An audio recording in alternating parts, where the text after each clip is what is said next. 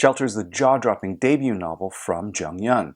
When the book opens, we're introduced to 36-year-old biology professor Kyung Cho. It's post-housing crisis, and he and his wife Jillian are trying to sell their house and are dismayed to find that they would owe at least $100,000 on their mortgage, even if they could, best case, sell their house. The family's been struggling already. Kyung's been forced to make decisions like whether to renew his driver's license or pay the water bill, and he shuffles around a stack of credit cards looking for the one that might eke out a few extra dollars in payment. So, they're taking the real estate agent through the house when in the backyard they spot a woman, naked, bloodied, bruised, in a daze. As she gets closer to the house, it becomes clear that this woman is in fact Kyung's mother, and from there we kick off the story. This is a harrowing thriller told in the close third person, focused primarily on Kyung, who's one of those insanely frustrating characters that just can't seem to get out of his own damn way. He's more than once had me wanting to throw the book completely across the room, and I swung from empathy to indignation, and frankly, I felt that way about every single Korean in this book. But this isn't a Korean novel. This is a grim contemporary thriller that happens to be populated with Koreans. The book is brutal, unapologetic, and unrelenting. It keeps ratcheting up the tension and throwing curveballs at you left and right. Can I interject here? I've been reading a lot of Korean literature lately.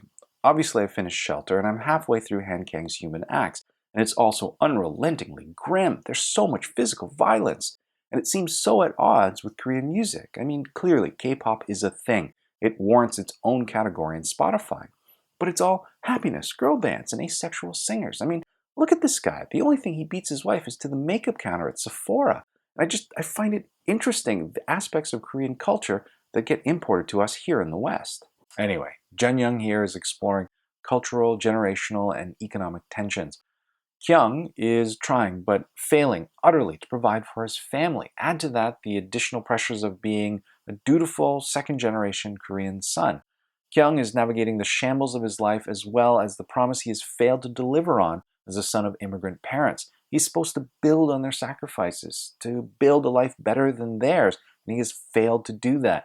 And he's inherited a legacy completely different from what is originally intended. And I love the additional tension of the fact that his wife Jillian is white, and I mean Irish white. I mean her father and brother are police officers, Irish white. Kyung worries about the expectations his parents might have for his wife Jillian, the expectations that she be the dutiful daughter-in-law.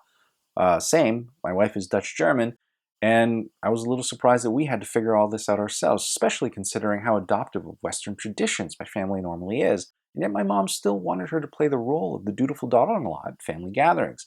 So we did manage a peaceable truce, and then my brother went ahead and screwed it all up by marrying a Chinese girl who had a different set of expectations as far as her role there, and was only too happy to load the dishwasher, clear the table, and serve tea. And so we had to navigate this all over again. I mean, the solution is pretty simple. Everyone helps out, but it took a while to actually get there. Anyway, this was a fantastic read. I enjoyed it immensely. I hope you guys have a chance to check it out. I just loved the idea of how it played with Shelter and how those institutions that are supposed to protect us can often inflict the most harm. So there you have it. Shelter by Jung Yun.